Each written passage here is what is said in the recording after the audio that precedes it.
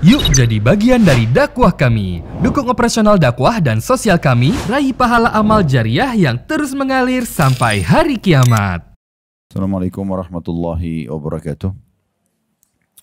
Alhamdulillah, satu hari lagi di mana Allah Subhanahu wa taala memberikan kita kesempatan untuk memperbanyak amal soleh kita, karena Allah masih memberikan kita umur di hari ini.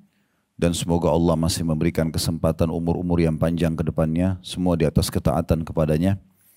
Peluang besar bagi orang-orang yang ingin menambah tambahan amal soleh di catatan buku amalnya. Dan jangan disia-siakan kesempatan ini, tutupi semua kekurangan dan juga kelalaian kita di masa lalu dengan hari ini.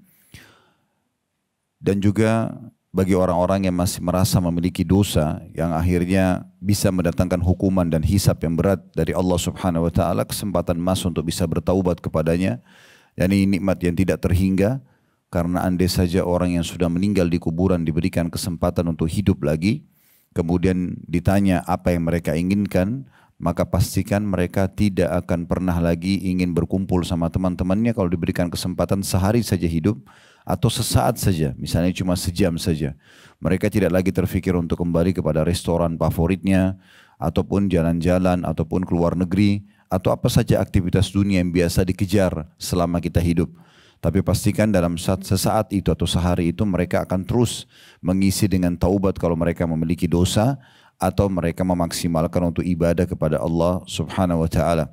Oleh karena itu ini nikmat yang tidak terhingga, maka jangan disia-siakan. Selain nikmat kesehatan, kesempatan hidup, kemudian pasangan hidup, keturunan dan segala macam hal yang harusnya kita syukuri.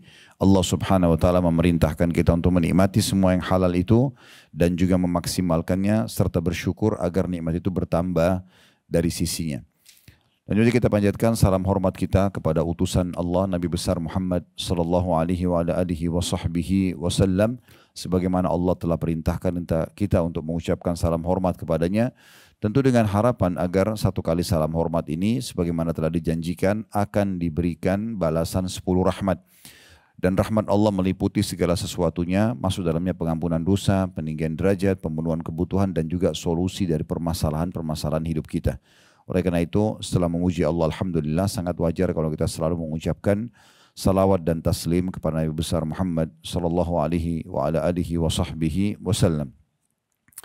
Melanjutkan bahasan buku kita atau bedah buku dengan judul Meraih Pahala Besar dengan Amalan Ringan, dan kita akan masuk di bab yang kedua dalam buku ini, bab tentang masjid. Bagi teman-teman yang pegang bukunya bisa dikasih urutan angka ya. Di cetang yang pertama di halaman 27 itu dikasih angka 9 di atasnya. Maksudnya bahasan kita yang ke-9 dari awal kita belajar, ini bahasan yang ke-9-nya. Kemudian di sebelahnya lagi di halaman 28 di cetang yang kedua juga masih angka ke-9. Karena masih berbicara tentang masalah masjid dan tentu aktivitas dan keutamaannya. Kemudian cetang yang ketiga, masih di halaman 28, itu dikasih angka 10. Berbicara nanti tentang keutamaan Masjid Nabawi. Kemudian cetang selanjutnya di halaman 29, cetang yang keempat, yang kelima, yang keenam, dan ketujuh. Maksudnya ada 4 di situ ya. Halaman 29 sampai halaman 30, itu diberikan angka 11. Ini bahasan tentang keutamaan Masjid Quba. Jadi dalam bab masjid ini ada 3 bahasan kita nantinya. Yang pertama yang tadi saya bilang diberikan angka 9, itu kita akan berbicara tentang masalah keutamaan masjid secara umum. Yang kedua nanti secara khusus berbicara tentang Masjid Nabawi, dan yang ketiga berbicara tentang Masjid Quba. Ini sesuai dengan urutan yang diberikan oleh penulis dalam buku ini tentunya. Baik, kita akan masuk membahas tentang masalah masjid ini. Judul kita, masjid ini ya, sudah kita tahu sama-sama adalah rumah Allah. Rumah Allah. Dan dia adalah sebaik-baik tempat di muka bumi.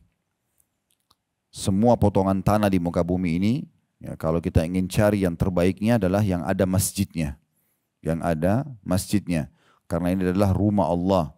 Walaupun mungkin dia hanya bangunan yang sederhana, tapi selama diniatkan untuk masjid, maka dia akan menjadi tempat yang paling mulia di muka bumi.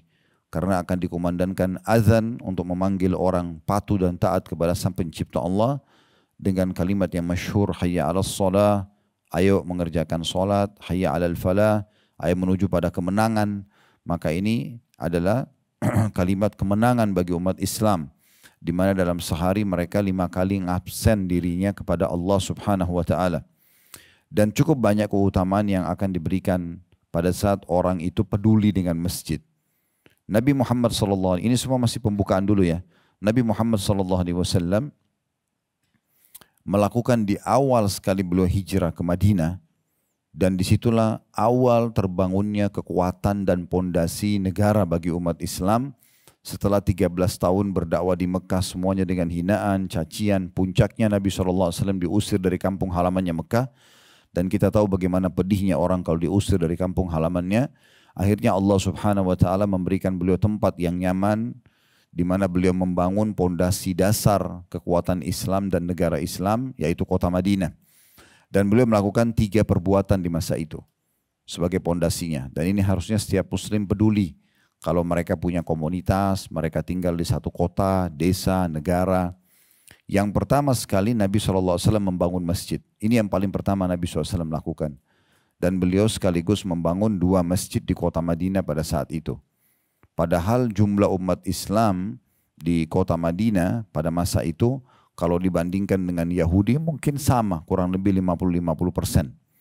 Ya, karena di Madinah ada suku Aus dan Khazraj, 2 suku asli Arab Madinah yang masuk Islam. Sebagian kecil mereka menjadi kaum munafik, ya, masih dalam keadaan kafir, dan diikuti itu dilengkapkan dengan kaum muhajirin dari Mekah. Dan muhajirin tidak banyak. Kaum muhajirin ini kurang lebih yang hijrah bersama Nabi SAW sekitar 70 orang. Karena yang masuk Islam dari orang-orang Mekah itu ada 153 orang, 83 hijrah ke Ethiopia, 70 orang yang tinggal bersama Nabi SAW di Mekah kemudian hijrah ke Madinah. Dan ada komunitas Yahudi, 3 suku Yahudi yang besar jumlah mereka, itu mendominasi setengah penduduk Madinah, suku Kainuqa, Nadir dan Quraidah. Suku Kainuqa, Nadir dan Quraidah. Nah, namun walaupun umat Islam di situ sekitar persentasenya 50% di Madinah, tapi karena Nabi SAW yang dinobatkan menjadi raja, menjadi pemimpin, maka beliau menunjukkan kepeduliannya terhadap pondasi dasar pertama kekuatan Islam dan negara Islam, yaitu masjid. Makanya beliau langsung bangun Masjid Kuba. Nanti akan kita jelaskan di keutamaan Masjid Kuba insya Allah di bahasan kita yang ketiga dalam bab ini. Kemudian baru beberapa hari setelah itu beliau membangun Masjid Nabawi. Masjid Nabawi. Nah, jadi ini memang sikap pertama Nabi SAW yang harus dicontohi oleh umat Islam. Jadi kalau kita menjadi pemimpin di satu wilayah, atau mungkin kita punya satu komunitas kayak komplek perumahan, atau kita punya instansi, sebuah lembaga pekerjaan, pendidikan, yang harus diprioritaskan pertama adalah tempat sholatnya. Ya. Mungkin kita punya pasar, ya, mall misalnya, Allah mudahin rezeki kita bisa buat itu, maka jangan lupa harus ada masjidnya. Ya. Karena ini adalah pondasi dasar syiar atau simbol umat Islam. Karena sehari mereka diwajibkan sholat 5 kali untuk mengabsen dirinya kepada Allah Subhanahu wa taala. Yang kedua yang Nabi SAW lakukan di kota Madinah sebagai pondasi dasar negara Islam dan juga kekuatan umat Islam adalah mu'akha atau mempersaudarakan antara muhajirin dan ansar. Ya, mempersaudarakan dan menghilangkan rasis sekaligus antara penduduk pribumi sama pendatang. Selama mereka sesama muslim, maka tidak ada lagi batas negara, batas suku, batas keluarga, karena semua muslim sama, mereka bersaudara. Selama dia muslim, walaupun dia misal kita dari Indonesia, kita ketemu misalnya orang Amerika, orang Jepang, selama dia muslim, begitu kita tahu dia muslim, kita sudah merasa dia adalah saudara kita. Langsung kita sudah tahu karena standarisasi sama. Yang haram sama bagi semua muslim dari suku manapun, dari negara manapun, bagaimanapun bentuk postur tubuh, paras wajahnya sama. Yang haramnya sama, yang halalnya sama. Yang diperintahkan yang wajib sama, yang sunnah juga sama. Yang makruh, yang haram juga sama. Jadi kita sama-sama tahu kalau Muslim Indonesia haram mengkonsumsi babi dan wajib bagi mereka sholat misalnya dan menutup aurat, maka itu sama berlaku bagi Muslim di Jepang, berlaku di Amerika, berlaku di benua Afrika pun, di mana-mana sama. Maka ini berarti ukhuwah, ada namanya ukhuwah, persaudaraan dalam Islam dan ada standarisasi hukum. Nabi SAW melakukan itu, maka semua penduduk asli Madinah yang dikenal dengan kaum Ansar, sebenarnya mereka dari dua suku, Aus dan Khazraj, ini nama dua suku Arab di Madinah. Setelah mereka masuk Islam, mereka diberikan julukan Ansar, maksudnya penolong Nabi SAW. Nah, kaum Ansar ini karena mereka pribumi, penduduk asli di Madinah, dipersaudarakan oleh Nabi SAW dengan Muhajirin, kaum pendatang dari Mekah. Dan ini luar biasa ini contoh yang luar biasa. Mungkin tidak ada di komunitas manapun di muka bumi kecuali umat Islam. Bagaimana kita walaupun belum kenal siapa dia, selama dia Muslim, kita langsung merasa peduli untuk memberikan bantuan kita, pertolongan kepada dia, perlindungan kepada dia, memenuhi kebutuhannya, semua itu akan ada. Nah, ini yang dicontohkan Nabi SAW. Sehingga tidak ada lagi dalam Islam, kamu kan pendatang, ini kota saya, ini negara saya. Nggak ada lagi. Islam lintas itu semua. Ya, walaupun beda suku, ya, walaupun beda jenjang ekonomi, pendidikan, pokoknya dia Muslim sama haknya sebagai seorang Muslim dan sama standarisasi hukumnya. Sehingga kaum Ansar di Madinah benar-benar sangat gembira menyambut saudaranya yang Muhajirin. Kalau Bapak Ibu sudah tahu, alhamdulillah. Kalau belum tahu, saya berikan informasi bagaimana dalam surah Al-Hasyr Allah menggambarkan tentang orang asli Madinah pada saat Nabi SAW persaudarakan dengan Muhajirin. Allah mengatakan wa yu'thiruna ala anfusihim walau kana bihim khasasa. Dan mereka memaksakan diri mereka walaupun sebenarnya mereka butuh, ya, walaupun mereka butuh, ya. Itu disebutkan dalam surah Al-Hasyr. Al-Hasyr itu surah nomor 59 dalam Al-Qur'an, ya. Ya, di ayat 9-nya. Ayat 5 surah nomor 59 ayat 9. Di situ Allah Subhanahu wa taala gambarkan tentang bagaimana pondasi ukhuwah tadi dan bagaimana penduduk asli Madinah mereka, ya, memahami tentang hal ini. Dan Allah gambarkan di ayat 9 ini, saya bacakan, walladzina tabawwa'ud dara wal imana min qablihim yuhibbuna man hajara ilaihim wa la yajiduna fi sudurihim hajatan mimma utu wa yu'thiruna ala anfusihim walau kana bihim khasasa wa may yuqa syuhha nafsihi fa ulaika humul muflihun. Ya, saya berharap terutama ibu-ibu karena mayoritasnya datang bisa dibuka di aplikasi Al-Quran di handphonenya, ya. Dilihat surah Al-Hasyr ini, surah nomor 59 ayat 9-nya. Saya bacakan terjemahannya. Dan orang-orang yang telah menempati kota Madinah dan telah beriman, maksudnya penduduk asli Madinah tadi dari dua suku, Aus dan Khazraj, nanti dalam Islam diberikan julukan dengan Ansar atau penolong Nabi. Dan orang-orang yang telah menempati kota Madinah dan telah beriman dalam kurung Ansar sebelum kedatangan mereka, maksudnya dalam kurung Muhajirin, saudara-saudaranya dari Mekah, ya. Mereka Ansar tanda kutip mencintai orang-orang yang berhijrah kepada mereka, para Muhajirin. Pendatang semua disambut dengan gembira. Dan mereka Ansar tidak menaruh atau tiada menaruh, ya, keinginan dalam hati mereka terhadap apa-apa yang diberikan kepada mereka atau para Muhajirin. Jadi setelah memberi rumah, membeli makanan, memberi harta kepada para Muhajirin, mereka sama sekali tidak minta balasan, ya. Lalu Allah mengatakan, dan mereka, maksudnya para orang-orang asli Madinah, mengutamakan orang-orang Muhajirin, ya, atas diri mereka sendiri. Sekalipun mereka dalam keadaan kesusahan. Dan siapa yang dipelihara dari kekikiran dirinya, mereka itulah orang-orang yang beruntung. Ya, jadi subhanallah, penduduk asli Madinah itu luar biasa. Sampai waktu Nabi SAW hijrah di Madinah, ke Madinah, beliau beli lokasi Masjid Nabawi sekarang itu adalah tanah anak yatim yang dibeli langsung oleh Nabi SAW dari uang beliau pribadi, ya. Ini juga ada nanti sebuah hukum tersendiri bagaimana lebih afdal seseorang kalau ingin membeli tanah untuk wakaf, maka dia pakai uang pribadi dia, gitu kan. Dia terlibat di situ. Nabi SAW bangun, ajak sahabat tuh bangun masjid, ya. Setelah itu lokasi di sekitar Masjid Nabawi itu menjadi lokasi yang elit, gitu kan. Karena memang ada Masjid Nabawi dan ada rumah Nabi, rumahnya raja dan rumahnya utusan Allah. Maka pada saat itu semua rumah di sekitar Masjid Nabawi itu dianggap komplek yang mewah dan yang terbaik di Madinah. Subhanallah, penduduk-penduduk asli Madinah dari orang Ansar, kalau mereka lihat muhajir datang, mereka sengaja memberikan tanah-tanah mereka di sekitar Masjid Nabawi dan mereka sendiri tinggal di pinggiran kota Madinah. Sebagai bentuk kasih sayang dan ukhuwah mereka dalam Islam. Ada di antara mereka ya, yang 70 orang, sekitar 70 orang muhajir dari Mekah masuk ke Madinah, itu semuanya diperebutkan oleh penduduk Madinah agar bisa tinggal di rumah mereka. Mereka sangat senang pendatang tinggal di rumah mereka. Yang penting sama muslim tinggalkan di rumah mereka. Dan itu sifatnya sampai tahunan. Sampai ada di antara orang-orang muhajirin yang sudah Allah bukakan pintu kemampuan. Mereka sudah bisa mandiri. Awal hijrah mereka hartanya diambil semua di Mekah oleh orang-orang kafir Quraisy. Tapi setelah mereka bisa mandiri di Madinah, mereka pamit mau keluar dari rumahnya orang Ansar. Orang-orang Ansar itu pada nangis. Mereka berharap agar jangan keluar. Mereka tidak ingin kehilangan peluang pahala untuk menyambut saudaranya yang telah terjalin ukhuwah Islamiyah ini. Itu sifatnya penduduk asli Madinah.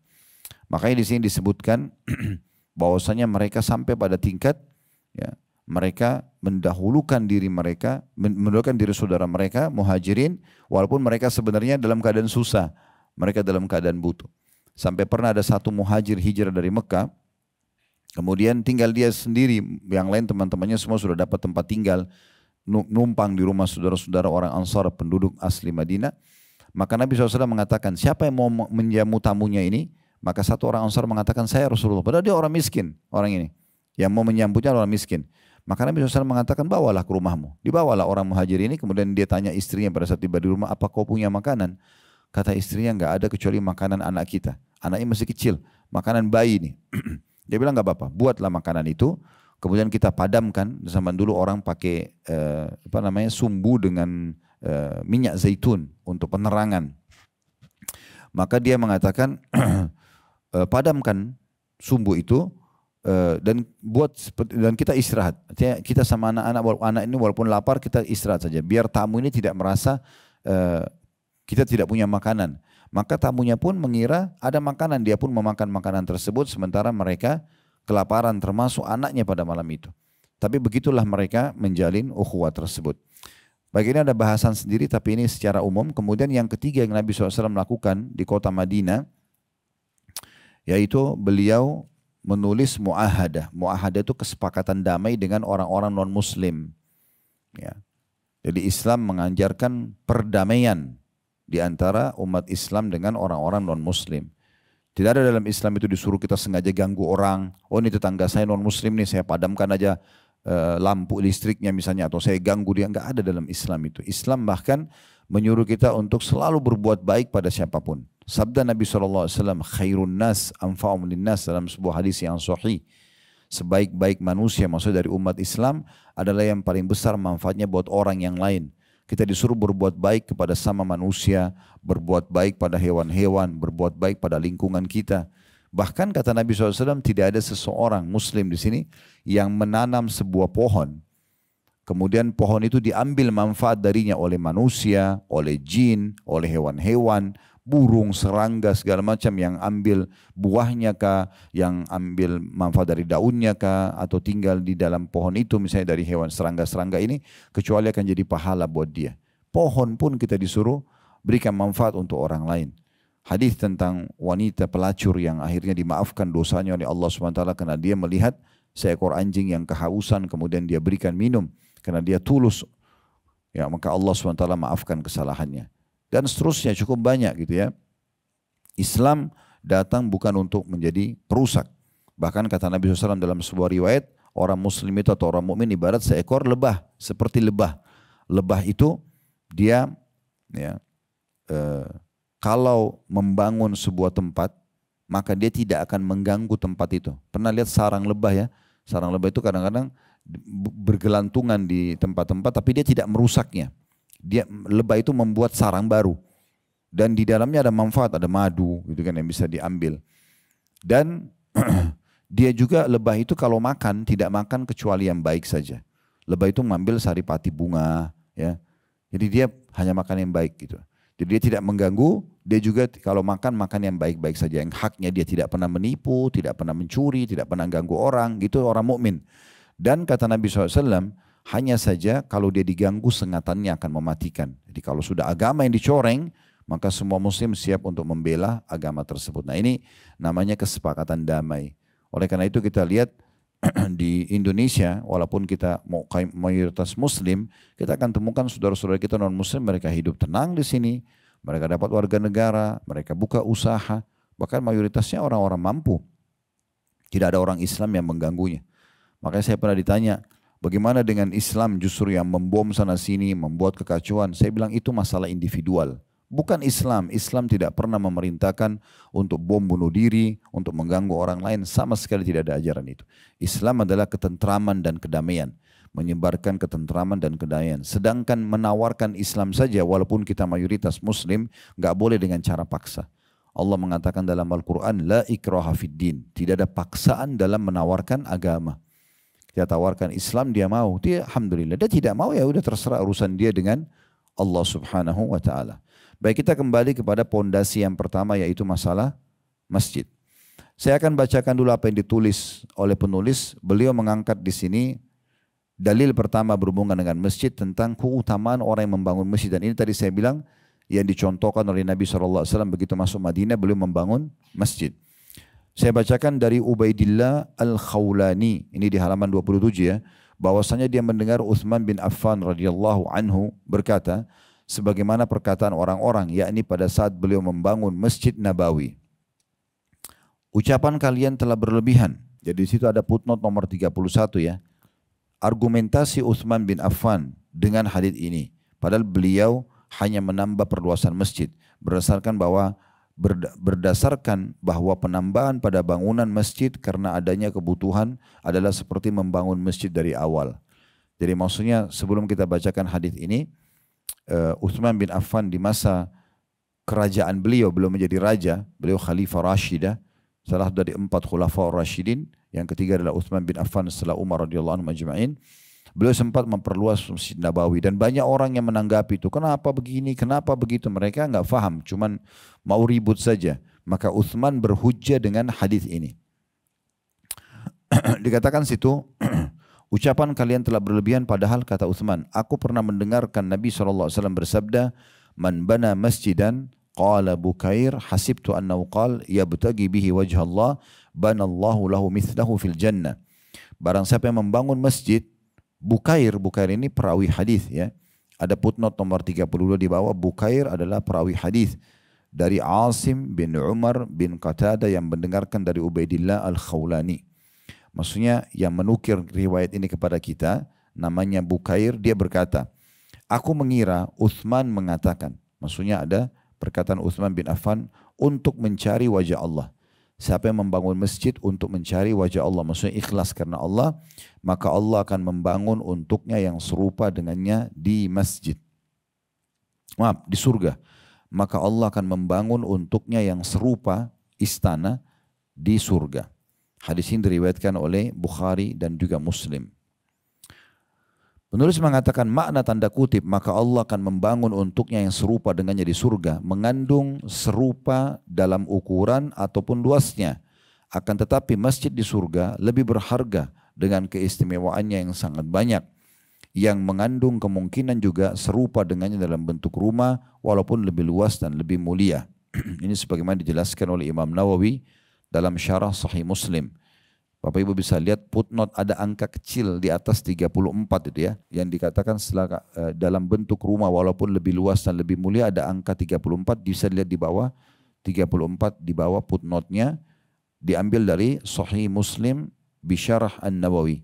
Maksudnya buku Sahih Muslim yang dijelaskan oleh Imam An-Nawawi. Dari potongan ini kita jelaskan dulu bahwasanya yang dimaksud dengan hadis ini adanya anjuran untuk memotivasi membangun masjid dari awal, belum ada bangunan sama sekali, atau merenovasi masjid. Dua-duanya sama. Dua-duanya sama. Dan dalam sebuah hadis, Bapak Ibu sekalian, disebutkan, kata Nabi SAW dalam sebuah riwayat ya, mirip dengan ini, siapa yang membangun rumah Allah di muka bumi, maksudnya masjid sebesar ya sarang burung. Jadi maksudnya kecil sekali dia nyumbangnya. Seperti misalnya ada kotak amal di pinggir jalan, lagi minta untuk pembangunan masjid. Bapak Ibu lewat berikan 10.000 rupiah misalnya. Kecil sekali. Mungkin hanya harga kue atau harga air mineral kita berikan misalnya 10.000 rupiah. Maka itu ibaratnya seperti cuman sarang burung kecil dibandingkan dengan masjid yang sangat besar itu. Tapi Allah akan membangunkan baginya istana di surga. Jadi setiap kali ada kesempatan melewatin sebuah masjid, apalagi di Indonesia sering gitu ya, kita lihat terutama di Jakarta, sering ada kotak amal ditaruh di pinggir jalan. Maka berikan saja. Walaupun kita sudah berikan, misal ini, saya tidak bicara hari kedua, di hari yang sama. Bapak Ibu kebetulan lewat pagi hari, mau ke taklim seperti ini atau mau aktivitas yang lainnya, lewat di situ kita berikan 10.000, 20.000, 50.000, 100.000 tergantung antara Bapak Ibu dengan Allah Subhanahu Wa Taala dengan Tuhannya, tergantung keikhlasan. Sore hari kita pulang masih ada kotak amal, beri lagi. Jangan ikuti bisikan syaitan. Oh tadi kan saya sudah sumbang, itu tadi. Sekarang kenapa enggak? Kalau tadi kita bisa dapat satu istana di surga, mungkin pulangnya Allah kasih lagi satu istana yang lainnya. Kenapa membatasi diri? Selama kotak amal itu masih ada, berarti dia masih butuh bantuan. Selama Allah mudahkan kita lewat di situ, berarti Allah masih memberikan peringatan kita untuk bisa ya bersedekah. Bisa saja setelah sedekah itu justru adalah amal terakhir kita. Kenapa nggak dimaksimalin? Saya selalu tanamkan prinsip dalam hidup saya, Bapak Ibu sekalian, kalau setiap kali ada peluang beramal soleh, saya jadikan itu adalah amal terakhir saya. Anggap itu adalah amal terakhir. Mungkin setelah ini berarti kita meninggal. Kenapa harus menundanya? Kenapa tidak mengerjakan sekarang? Berapa banyak orang yang menyesal nanti di akhirat karena amal soleh yang dia sia-siakan. Padahal dia punya peluang untuk melakukan. Orang kalau sudah meninggal Bapak Ibu sekalian, maka dia menyesal kenapa di rekeningnya masih ada uang yang dia tidak sedekahkan. Karena dia butuh untuk di akhirat. Makanya Nabi SAW mengatakan, oh, harta kalian yang sebenarnya adalah yang kalian sedekahkan. Yang dipakai untuk makan, beli baju, minuman, kendaraan itu akan habis dan selesai. Makanan minuman kita pakai hanya nutrisi tubuh, kendaraan, mobil, rumah itu hanya sekedar sementara. Walaupun atas nama kita BPKB mobil misalnya atau sertifikat rumah atau sertifikat tanah itu hanya sementara. Begitu kita meninggal jadi haknya orang lain. Baik itu ahli waris atau yang lainnya, mereka pada saat dibagi misalnya warisan akan menjadi hak berganti nama ke orang lain. Berapa banyak rumah yang sudah berganti nama sekian banyak orang. Itu kepemilikan di dunia ini hanya sementara. Nah tapi yang kita sedekahkan, misalnya kita sedekah 1 juta rupiah. 1 juta rupiah inilah yang sedang dibawa ke timbangan amal hari kiamat. Makanya Fudail bin Iyad rahimahullah, beliau pernah berkata pada saat sudah membagi-bagi sedekahnya, beliau tersenyum lebar sambil mengatakan, lihatlah orang-orang ini, maksudnya orang-orang miskin yang dia kasih, lihatlah orang-orang ini sedang membawa amal kami ke timbangan amal kami tanpa upah sedikit pun. Begitu mereka memahaminya. Kita harus fahami dalam bab sedekah ini, Bapak Ibu sekalian, kalau kita yang butuh kepada sumber-sumber sedekah itu. Jangan pernah punya persepsi atau berpersepsi kalau orang itu yang butuh. Misalnya ada orang miskin yang minta kotak amal yang diajukan kepada kita misalnya di pinggiran jalan atau ada kegiatan yayasan sosial yang ditawarkan kepada kita, jangan pernah berpikir mereka yang butuh. Kita harus bersyukur kepada Allah karena diberikan kesempatan untuk itu. Maka kita yang harus meraih, kita yang harus menganggap diri kita membutuhkan itu. Ya, karena dengan mereka maka kita mendapatkan tambahan amal hari kiamat dan jumlah uang yang kita sedekahkan akan kita bawa di timbangan amal, akan dibawa oleh mereka ke timbangan amal hari kiamat. Makanya Fudail bin Iyad rahimahullah ini seorang ulama tabi'in yang masyhur.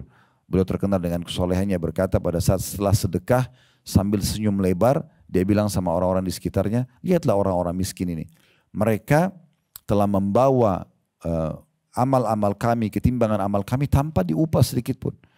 Tanpa diberikan upah. Mungkin secara kasat mata mereka dapat uangnya. Misalnya 1 juta rupiah, mereka pakai beli makan, beli minum. Iya, habislah. Tapi kita sedang membawa 1 juta itu melalui mereka ke timbangan amal kita hari kiamat. Bahkan balasan bukan seperti itu. Balasan Allah subhanahu wa ta'ala, Allah sebutkan dalam Al-Quran. Man ja'a bil hasanati falahu asyru amthaliha. Siapa yang melakukan satu perbuatan baik, Allah akan balas 10 kali lipat. Jadi banyak sekali balasannya. Baik, ini tentang masalah membangun masjid, ya. Masuk dalamnya tentu tadi saya bilang renovasi masjid. Kenapa? Dalilnya ini.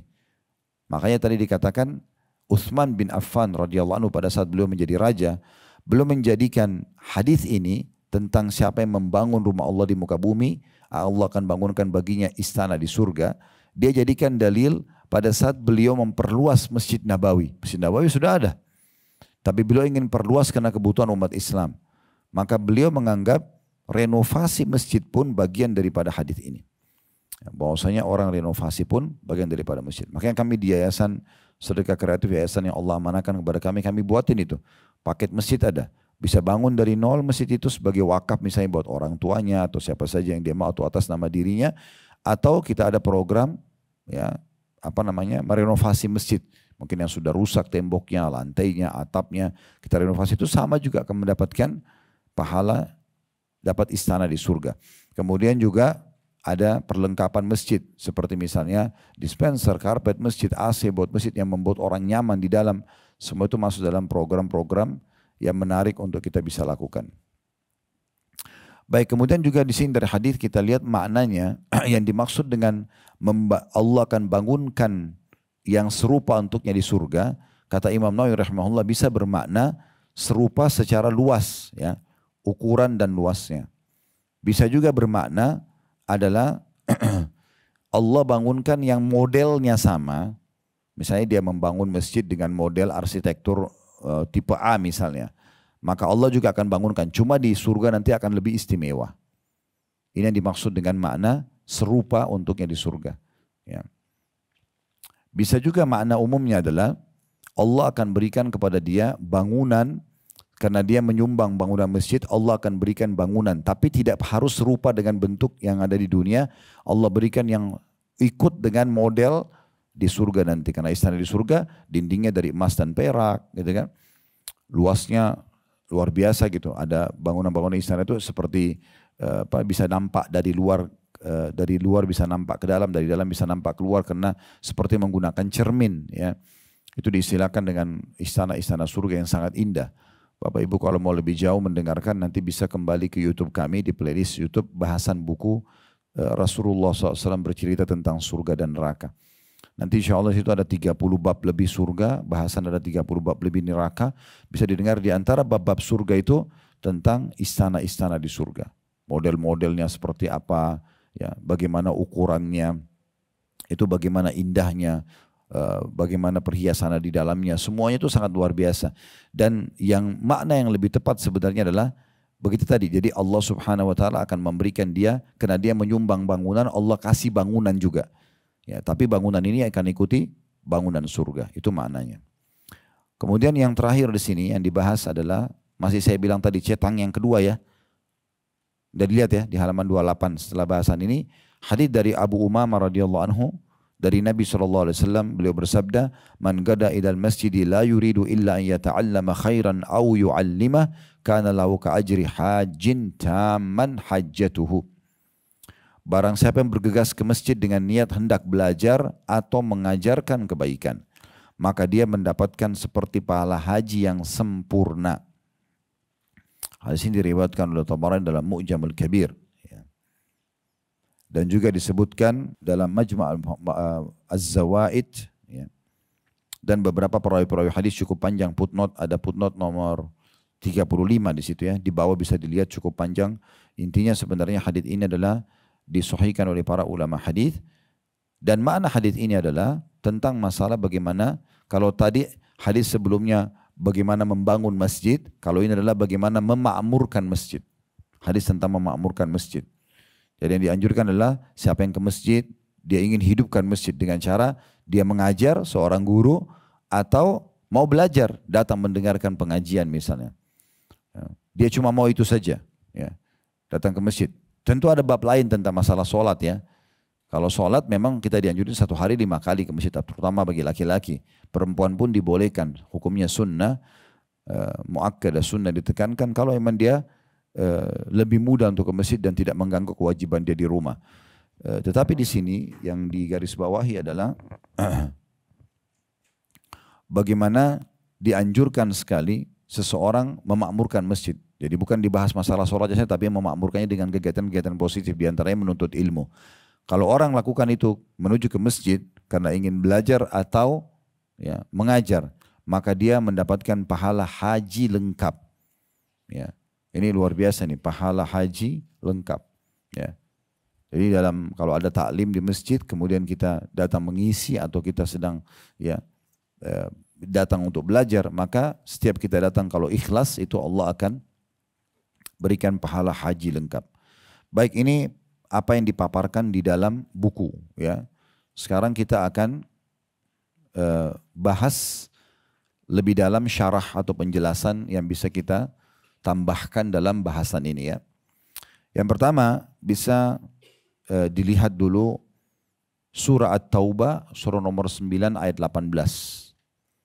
Surah At-Taubah, surah nomor 9 ayat 18. Kita bicara tentang masalah pemakmuran masjid ya. Kalau pembangunan masjid sudah kita bahas tadi. Sekarang memakmurkan masjid. Boleh enggak Ustaz saya menjadi panitia masjid? Boleh. Ibu-ibu pun boleh. Kayak di Ramadan misalnya membantu untuk menyiapkan buka puasanya. Atau kita menjadi donatur tetap di masjid itu misalnya ya. Kita ikut membangun, maka itu termasuk dalam ayat ini. At-Taubah ayat surah nomor 9 ayat 18 berbunyi, innama ya'muru masajidallahi man amana billahi wal yawmil akhir wa aqama as-salata wa ata az-zakata wa lam yakhsha illallah fa'asa ulaika an yakunu minal muhtadin. Hanya yang memakmurkan masjid-masjid Allah itu adalah orang-orang yang beriman kepada Allah dan hari kemudian. Maksudnya orang yang mau peduli nih, mau ngurus masjid, mau bangun masjid, mau renovasi masjid, mau meramaikan kegiatan masjid, itu orang yang beriman kepada Allah dan hari akhir. Selain mereka tidak peduli pasti. Jadi kalau Bapak Ibu ada perasaan ingin peduli dengan masalah ini, berarti itu tanda-tanda keimanan kita. Karena kalau sudah peduli dengan masjid, ingin menghidupkan masjid, ingin membangunnya, ingin merenovasinya, merawatnya, meramaikan kegiatan-kegiatannya, masuk dalam firman Allah SWT ini. Hanya yang memakmurkan masjid-masjid Allah ialah orang-orang yang beriman kepada Allah dan hari kemudian. Serta tetap mendirikan sholat, menunaikan zakat, dan tidak takut kepada siapapun selain Allah. Maka merekalah orang-orang yang diharapkan termasuk golongan orang-orang yang mendapatkan petunjuk. Artinya, kalau ada muncul perasaan kita, keinginan kita, bahkan keterlibatan kita lebih jauh untuk mengurus masjid, membangun masjid dulu. Kalau bukan membangun berarti pindah ke tahap setelahnya, itu renovasi masjid, perawatan masjid. Kemudian masuk setelahnya adalah meramaikan kegiatan-kegiatan positif yang sesuai dengan sunnah, bukan perbuatan yang keluar dari sunnah Nabi SAW. Maka dia adalah orang-orang yang dipastikan memiliki keimanan kepada Allah hari akhir, dan dipastikan mereka adalah orang-orang yang memang mendirikan sholat, menunaikan zakat. Mereka akan mudah mengamalkan rukun Islam, dan mereka adalah orang-orang yang mendapatkan petunjuk. Mereka adalah orang-orang yang mendapatkan petunjuk. Kemudian juga kita bisa lihat surah An-Nur surah nomor 24 ayat 36. Surah nomor 24 ayat 36. Allah Subhanahu wa taala berfirman, "Fi buyutin adina Allah an turfa'a wa yudhkara fiha ismuhu yusabbihu lahu fiha bil ghudwi wal asal." Bertasbih kepada Allah di masjid-masjid yang telah diperintahkan untuk dimuliakan dan disebut namanya. N-nya besar kata ganti Allah. Disebut namanya, nama Allah di dalamnya pada waktu pagi dan waktu petang. Nah. Ayat ini menjelaskan kepada kita tentang perintah memuliakan masjid. Merawatnya ya. Ini kita sayangkan sekali. Banyak orang dia sudah bangun masjid ya, tapi dia tidak peduli lagi. Nah, kalau Bapak Ibu nyumbang di satu masjid atau bangun masjid, peduli.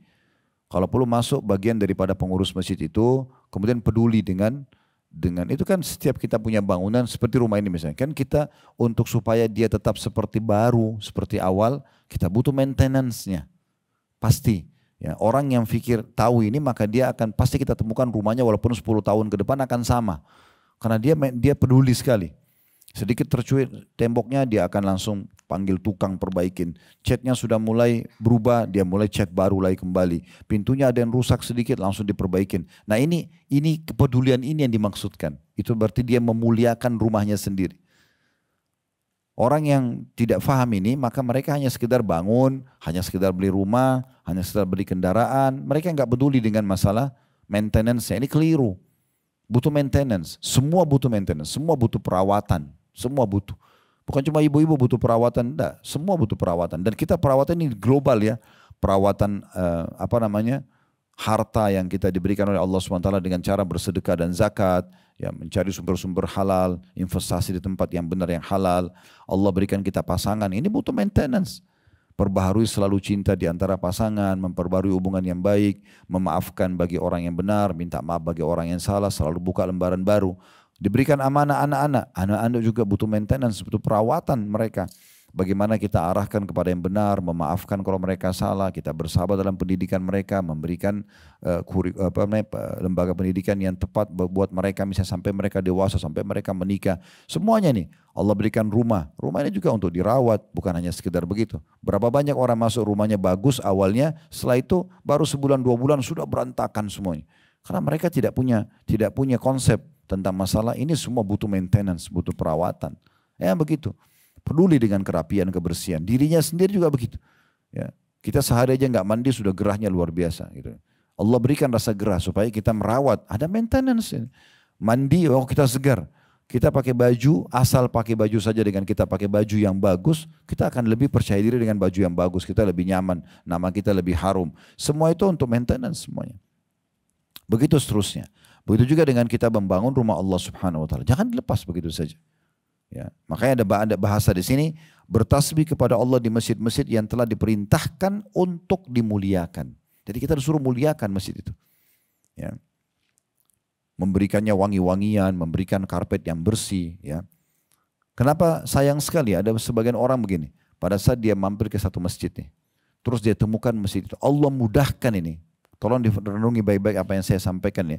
Jadi Allah mudahkan kaki dia datang ke masjid itu. Di satu daerah misalnya, di kota dia, di luar kota, dia lagi mampir misalnya di sebuah tempat, karena perjalanan safar, di luar negeri misalnya, dia datang. Allah mudahin kaki dia menginjakkan kaki di masjid itu. Sebenarnya bukan untuk dia menghina masjid itu. Kalaupun ada kekurangan di situ, misalnya udaranya panas, misalnya karpetnya kotor, misalnya kamar mandinya kotor, atau apalah kira-kira.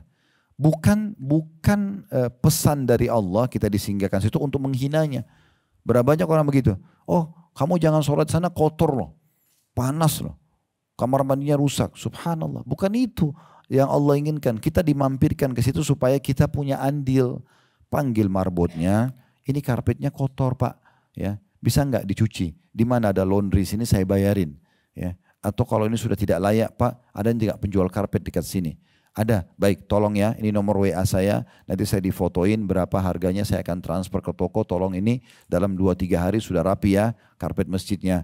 Keran, kamar mandi rusak, jangan cuma mengatakan ini kamar mandinya kotor, kerannya rusak. Akhi dan ukhti, ambil peluang emas ini, kenapa tidak kita perbaikin? Saya pernah lewat di masjid dekat rumah, kemudian saya temukan ada, pas masuk masjid ada suara air yang ribut karena kerannya ada satu yang bocor. Dan ternyata ini sudah bocor beberapa hari, saya sudah tanya kepada marbotnya berapa hari bocor gitu. Saya tanya, Pak ini berapa biayanya? Kata kerannya sama perbaikannya tukang mungkin 100 atau 150 ribu kalau tidak salah. Atau mungkin lebih sedikit dari itu. Udah saya kasih, Pak tolong ya Pak selesai. Sholat setelahnya datang sudah selesai. Kenapa dibiarkan? Kenapa enggak jadikan itu sebagai peluang amal soleh? Ini termasuk memuliakan rumah Allah Subhanahu Wa Taala. Sayang sekali kalau orang malah menjadikan itu sebagai ajang kesempatan dia menghina-hina. Sekarang teman-teman bayangkan kalau ada orang datang bertamu ke rumah kita. Begitu pulang, tuh rumahnya si fulana itu tuh rumah fulana tidak bagus, kotor dan segala. Kita sudah tersinggung. Bagaimana dengan rumah Allah Subhanahu Wa Taala? Kenapa menghina? Kenapa bukan justru jadikan sebagai ajang pahala buat kita? Ini poin. Hadis yang tadi sempat saya sebutkan, potongannya sekarang saya akan sebutkan untuk menambah syarah atau penjelasan tentang masalah masjid ini. Hadis riwayat Muslim dari hadis Abu Hurairah radhiyallahu anhu, Nabi SAW bersabda, "Ahabbul biladi ilallahi masajiduha wa abghadul biladi ilallahi aswaquha." tempat yang paling dicintai Allah adalah masjid. Dan tempat yang paling dibenci Allah adalah pasar. Ya. Di sini maksudnya adalah kalau orang peduli dengan masjid, dia akan mendapatkan cinta Allah Subhanahu wa taala. Dia akan dapat banyak keutamaan. Termasuk memberikan wangi-wangian buat masjid. Jarang sekali orang pikirkan itu. Kenapa enggak? Oh, ini masjidnya masih belum ada wangi-wanginya. Beli. Kan ada yang sekarang yang pakai hitungan, pakai timer. Kita yang oke, saya yang pegang ini aja deh, saya yang bersihin. Oh, khusus untuk gaji marbotnya saya yang gaji deh. Ya, panggilkan satu perusahaan, misalnya perusahaan khusus bergerak di masalah kebersihan misalnya, kita datangkan, bayar, kemudian biar para marbot ini belajar tentang maintenance, bagaimana merawat kamar mandi, bagaimana kebersihan. Kalau mereka bisa, alhamdulillah, diadakan pelatihan, kita bayar perusahaan itu. Kalau kita tidak bisa, kalau mereka tidak bisa, maka kita yang biayai.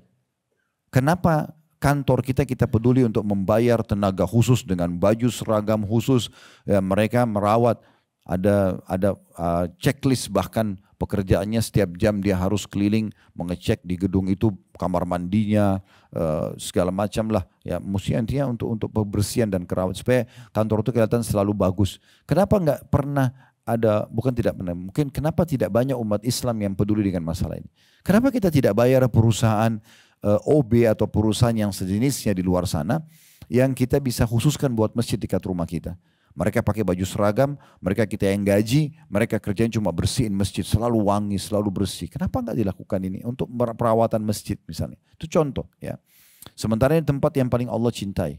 Dan yang dimaksud dengan tempat yang paling Allah benci adalah pasar. Maksudnya adalah bukan Allah larang ke pasar, ya. Enggak, ke pasar boleh. Tapi pasar ini bukan tempat untuk kita nongkrong di sana habisin waktu. Ada hajat, silahkan. Ada keperluan. Nabi SAW juga masuk ke pasar. Para nabi-nabi masuk ke pasar. Allah sebutkan dalam Al-Quran. Mereka menikah, mereka masuk ke pasar. Tapi pada saat ada hajat. Dan kita tahu juga ada doa masuk ke dalam pasar. Ya. Itu bisa kita baca. Ya. Tetapi di sini yang dimaksud adalah kalau orang habisin waktunya. Kalau orang pedagang kan pasti di pasar. Bedanya tidak masuk dalam ancaman bagi orang yang pedagangnya, yang dagang. Karena pedagang mencari rezeki di situ. Orang yang datang kena keperluan. Yang dimaksud sini adalah dibenci oleh Allah kalau orang cuma habisin waktu. Mulai pagi, saya ibu-ibu suaminya pergi kerja. Udah mulai nongkrong di mall dari pagi sampai suaminya pulang malam. Habisin waktu. Sampai dia hafal semua stand-stand di situ. Ya. Udah hafal. Sudah kenalan satu mall, sudah tahu dia. Oh, ibu ini tiap hari di sini. Misal.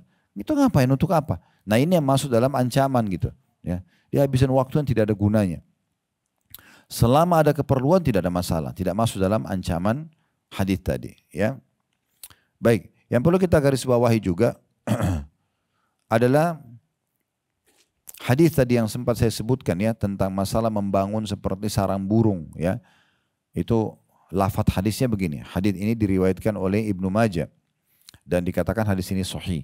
Dari hadis Jabir bin Abdullah radhiyallahu anhu, Jabir dan ayahnya dua-duanya sahabat, kata Nabi SAW, "Man masjidan lillahi kamafhasi qatatin aw asghara banallahu lahu baitan fil jannah." Siapa yang membangun masjid karena Allah walaupun hanya selubang, ya, tempat burung bertelur, sarang kecil atau lebih kecil lagi, maka Allah akan bangunkan baginya istana di surga. Kemudian teman-teman sekalian, dalam hadis yang lain tentang masalah maintenance masjid dan juga meramaikan masjid, ya, kita masih di maintenance-nya dulu. Meramaikan masjid nanti kita akan tekankan lagi masalah kegiatan-kegiatannya, ya. Adalah hadis diriwayatkan Tirmidzi, Ibnu Majah, Abu Daud, Ahmad, dan ini dinyatakan sahih oleh Syekh Al-Albani dalam Sahih Abi Daud, Sahih Sunan Abi Daud. Hadis Aisyah radhiyallahu anha, beliau berkata, amara Rasulullah sallallahu alaihi wasallam bi bina'il masajidi fid dur wa an tunadzafu wa tutayyab.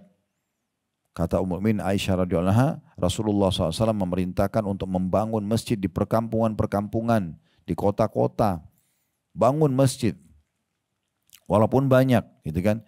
Kemudian ini maintenance yang perlu garis bawahi, bukan cuma bangun saja. Kata Aisyah radhiyallahu anha, Rasulullah SAW perintahkan membangun masjid dan membersihkannya, merawatnya, dan memberinya wangi-wangian. Mengharumkan masjid itu. Kita kalau pernah nggak masuk di masjid yang kita lihat masjid itu bersih, ya, pemilihan warnanya juga bagus, kita nyaman gitu. Orang-orang pun jadi nyaman. Nah itu yang dimaksud di sini. Jadi masjid jangan hanya dibiarkan begitu saja. Di saat ada waktu misalnya, ya, Bapak Ibu bisa turun tangan sendiri untuk selain jadi donatur satu waktu turun sendiri belanja, ya, untuk beli perlengkapan masjid, atau kita sendiri turun di saat lagi libur kita sendiri yang bersihkan, atau kita lihat ada kotoran di posisi satu titik masjid langsung kita yang turun tangan untuk membersihkan. Ini perbuatan mulia. Pernah ada seorang ibu di masa Nabi SAW dalam hadis riwayat Muslim. Ibu ini selalu inisiatif dari beliau saja. Setiap habis sholat Nabi SAW lihat ibu itu lagi bersih-bersihin masjid beliau. Masjid Nabi maksudnya, ya, Masjid Nabawi. Bersih-bersihin, tiap hari begitu, tidak ada yang suruh. Ibu itu yang ambil inisiatif aja sendiri. Subhanallah, satu waktu Nabi SAW lagi mau sholat, habis sholat, Nabi nggak lihat ada lagi ibu itu. Lalu Nabi SAW tanya, mana ibu yang biasa nyapu-nyapu itu? Kata para sahabat, tadi pagi baru meninggal ya Rasulullah. Tadi pagi baru meninggal. Maka seakan-akan Nabi SAW mengatakan, kenapa kalian tidak beritahukan kepadaku? Kata mereka, ya Rasulullah, maksudnya seakan-akan sahabat ini dalam riwayat ini menganggap apa perlu Nabi hadiri pemakaman dan sholatnya seorang ibu yang miskin dan hanya nyapu masjid, gitu kan? Maka Nabi SAW sempat menegur mereka dan akhirnya Nabi tanya, mana kuburannya? Begitu ditemukan Nabi SAW mensolati jenazah ibu tersebut. Ini karena memang diperintahkan untuk menghormati orang yang menghormati masjid itu. Ya. Nah, ada poin penting yang juga harus digarisbawahi ya. Tentang masalah ini sebagai penutupan dalam bahasan kita di poin tentang masalah maintenance masjid ya, perawatan, membangun perawatan, mewangi-wangian tadi segala macam itu tidak boleh digunakan itu untuk berbangga-bangga. Kapan misalnya Bapak Ibu bangun masjid terus mewah, Ibu A bangun, Bapak B bangun, misalnya bangun mereka berbangga-bangga. Oh masjid saya tuh lebih bagus loh untuk begitu-gitu. Nah, ini nggak boleh. Kalau ini tidak boleh hukumnya. Bahkan hilang pahalanya. Ini masuk dalam bab riya, ya. Dan Nabi SAW sudah mengingatkan, nanti mungkin di akhir zaman akan ada orang-orang yang tidak faham ilmunya. Sebenarnya bangun masjid itu untuk dapatkan istana di surga. Dan dia kemudian tadi saya bilang diikutin dengan membersihkannya, merawatnya, maintenance-nya, perawatannya penting. Dan dia kejar untuk ngejar pahala di akhirat. Ya. Dia juga wasiatkan kepada anak keturunannya, kepada pengurus masjid, penerima wakaf, ini dijaga ya, standarisasi SOP-nya lah kalau di kantor tuh begini ya. Maka ada standar operasionalnya, harusnya begini ya perawatannya, harus setiap bulan tuh disiapin ini, dan kita jadi donatur, kalau kita meninggal pun anak-anak lanjutin misalnya. Ada orang seperti itu. Nah, tapi ada juga orang tidak. Ini yang ditegur oleh Nabi SAW. Mereka membangun itu hanya untuk berbangga-bangga. Oh, si Fulan bangun masjid terbagus di Jakarta misalnya. Si Fulana bangga dia. Maka ini tidak bisa. Ini termasuk tanda-tanda hari kiamat. Kata Nabi SAW dalam hadis Anas radhiyallahu anhu, dalam hadis diriwayatkan An-Nasai dan Abu Daud dengan sanad sahih, la taqumus sa'atu hatta yatabahan nasu fil masajid. Tidak akan terjadi kiamat sampai manusia berbangga-bangga dengan masjidnya. Masjid yang sana lihat tuh, itu saya yang bangun tuh. Itu di sana saya yang kasih AC-nya, itu yang saya kasih karpetnya. Hilang riak semua. Ya ada gunanya. Silent aja. Kita sudah lakukan antara kita dengan Allah Subhanahu wa taala. Dalam riwayat lain, sebuah athar dinukil oleh Ibnu Abi Syaibah dalam kitab Musannaf beliau, jadi 1 halaman 309. Hadis Anas radhiyallahu anhu mengatakan yatabahawuna biha thumma la ya'murunaha illa qalila. Yang ditegur adalah mereka saling membanggakan kemudian tidak ada yang memakmurkan melainkan sedikit. Mereka sendiri tidak pernah hadir masjid itu, mereka tidak pernah hadir kegiatannya, ya cuman untuk berbangga-bangga saja. Kalau dia yang bangun, nah gitu. Ya. Baik, kita tutup dengan masalah meramaikan kegiatan. Nah, yang paling bagus kegiatan di masjid ya itu adalah dengan taklim, ilmu. Ya, selain sholat 5 waktu. Nah, sholat 5 waktu harus peduli ya, peduli dengan masalah tepat waktunya, kita pilih muadzin yang tepat, pilih imam yang tepat. Dan ini ada syarat-syaratnya ya, syarat jadi imam itu ada, gitu kan. Kata Nabi SAW, kalau ada pilihan orang untuk jadi imam, maka pilihlah orang yang paling menguasai Al-Quran. Kalau 2 orang sama kedudukannya, pilih yang paling faham sunnah di antara mereka. Sudah Al-Quran, juga faham sunnah. Kalau sama kedudukannya, pilihlah orang yang lebih dulu hijrah. Kalau sama lagi hijrahnya, maka pilihlah orang yang lebih tua di antara mereka. Jadi ada syaratnya tuh jadi imam, tidak boleh sembarangan. Tidak boleh bacaannya ngawur, tajwidnya salah, suaranya jelek, maaf. Ini nggak bisa. Harus orang yang tepat. Muadzin pun sama. Harus suaranya yang indah, yang orang kalau dia azan itu orang tertarik ke masjid. Gitu. Dia juga harus tahu waktu. Udah masuk waktu misalnya. Dan ada adabnya ya. Kata Nabi SAW, azan itu adalah hak muadzin. Ya, kalau sudah masuk waktu muadzin azan, dia tidak usah tunggu orang lain, dia azan aja langsung. Iqamah adalah hak imam.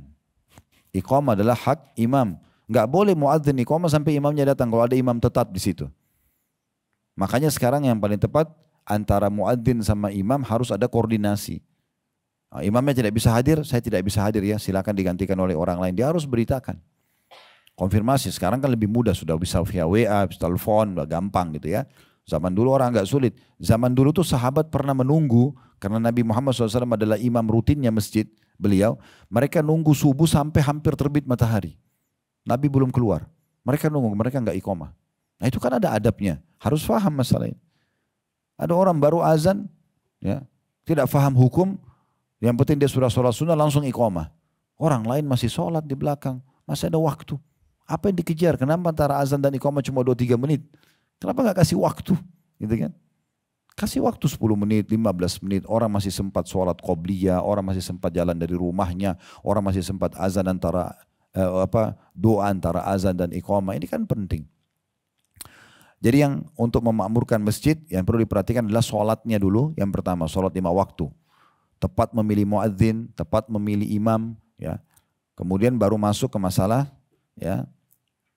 Ini kita sudah bicara tadi maintenance ya, masjidnya harus bersih rapi segala macam, karpetnya dicuci, pasangin AC, segala macam lah, catnya diperbaharui, atapnya diperhatikan segala macam. Kemudian yang kedua, setelah sholat 5 waktu adalah ta'lim, ilmu. Memang masjid tempat ilmu. Harus hidup dengan majelis-majelis ta'lim dalam masjid itu. Ya, sekarang sudah cukup banyak orang juga mengadakan TPA, taman Al-Quran buat anak-anak. Bagus, tidak ada masalah. Itu positif ya. Tapi harus dihidupkan. Tidak boleh masjid itu tidak ada sama sekali ta'limnya. Ya. Jadi nggak hidup gitu. Kemudian yang ketiga, tidak boleh dibuka pintu-pintu pelanggaran-pelanggaran agama dalam masjid. Seperti membangun kuburan dalam masjid. Nabi SAW larang itu. Kata Nabi SAW, Allah melaknat Yahudi dan Nasrani karena mereka menjadikan kuburan nabi-nabi mereka sebagai masjid. Maksudnya kuburan dibangun di masjid. Lalu mereka sholat dan mereka juga minta-minta pada kuburan tersebut. Maka yang paling aman kuburan dipisahkan dengan masjid. Kalau ada yang menanya tentang Masjid Nabawi, nanti akan kita jelaskan pertemuan akan datang insya Allah khusus bahas masalah Masjid Nabawi. Bagaimana awal kisah kuburan Nabi SAW masuk dalam masjid. Karena itu adalah di rumahnya Aisyah, bukan dalam masjid sebenarnya. Awalnya di luar masjid. Ya, seperti itu gambarannya. Baik, ini bahasan kita insya Allah. Dan tentu masjid juga harus dijauhi dari semua jenis kemaksiatan ya. Tidak boleh ada kemaksiatan dalam masjid, pelanggaran-pelanggaran agama ya. Kita harus hidupkan dengan ibadah-ibadah. Tentu kalau Ramadan juga ada itikaf masjid ya. Sangat baik kalau kita selalu adakan iftar atau buka puasa Senin Kamis, Ayyamul Bid, masjid kita dekat rumah memang ada buka puasanya jadi orang tahu di situ ada buka puasa ya. Selain Ramadan misalnya. Nah itu, selain juga itu kegiatan taklim, ada Ustadz Fulan mengisi jam sekian sampai jam sekian. Jadi hidup betul masjid itu dengan kegiatan-kegiatan yang baik.